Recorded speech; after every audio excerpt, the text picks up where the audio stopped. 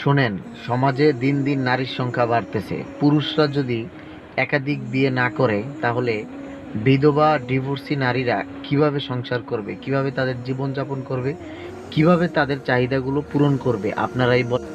যদি প্রচুর পরিমাণে নারীর সংখ্যা বেড়ে যায় আর তারা যদি স্বামী হারা থাকে, তাহলে সমাজে জেনা ব্যভিচারের মতো ভয়ঙ্কর পাপগুলো ঘটতে থাকবে। অতএব রাষ্ট্রনীতি পরিবর্তন করা উচিত। কিছু নতুন নিয়ম এগুলো মানা উচিত, যেগুলা ইসলামের আইন রাষ্ট্রে প্রবেশ করানো উচিত, যাতে করে বিধবা ডিভোর্সি অসহায় নারীরা স্বামী পায় আর স্বামীরা একের অধিক স্ত্রী পায়। একের অধিক বিবাহ এটা কোনোভাবেই খারাপ না। এটা কিন্তু সমাজ এবং রাষ্ট্রের জন্য খুবই উপকার এবং খুবই ভালো। অন্তত জেনা ব্যভিচারের মতো ভয়ানক পাপ তো হবে না। এদিক থেকে সবাই সতর্ক থাকবে। ভিডিওটা ভালো লাগলে লাইক কমেন্ট শেয়ার করবেন।